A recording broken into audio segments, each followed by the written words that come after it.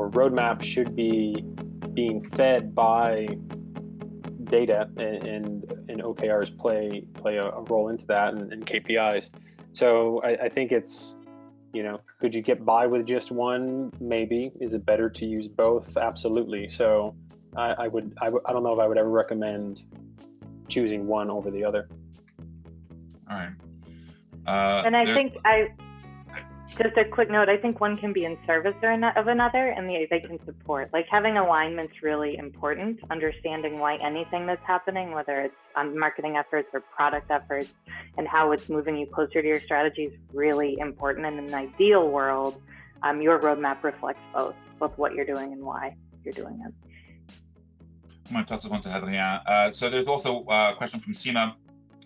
Maybe we can go back to this and we can be more clear, but what is the difference between product KPI and strategy KPIs? And what are some commonly used product KPIs?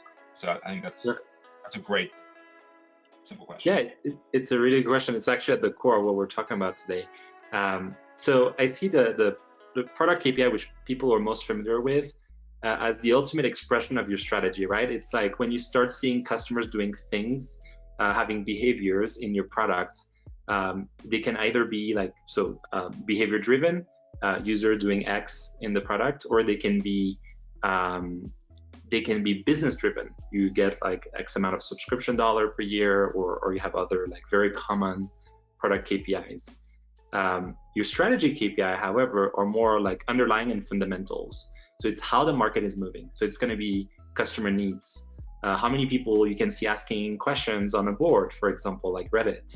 How many people you can see adopting a particular product which is not directly competing with yours, but that might be a product you use yourself to do your work, or you use yourself in your product to make it work. For example, a particular database structure that you're using, how is it evolving in market? Is it going to be obsolete in 1 year? And so you'll have to do a lot of work to sort of like change to a different one.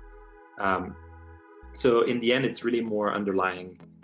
And keeping track, maybe sandwiching your roadmap between strategy KPIs and product KPIs is the right way to go, because your roadmap is based on the environment you live in. And if that environment is moving, your roadmap might have to change as well. And you have to make that determination. And your product talks about the performance in that particular context. If that is not working, you also need to ask yourself questions, as Annie was saying before. Awesome. Yeah, and I think I'll quickly add to that. I think another good example that can help ground it is product KPI is kind of exactly what Adrian, you just mentioned. It's usage within the application is an easy example of that. Daily active users or number of users performing a feature or workflow, whereas the strategy KPI can be in a very simple term, go to if you have a community or a message board where you promote your roadmap, how many customers are voting on different things, right? Because at the end of the day, your roadmap is tied more to strategy than it is inherently just directly tied to the existing product. And so if you're throwing out, here are the 10 things that we are thinking about building next, right? There should be strategy behind why you've chosen those things.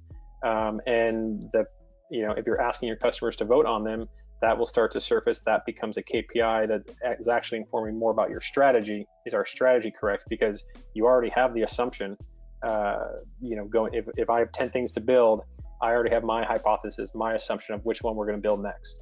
But validating that against actual data on customers is where you start to then be able to test that.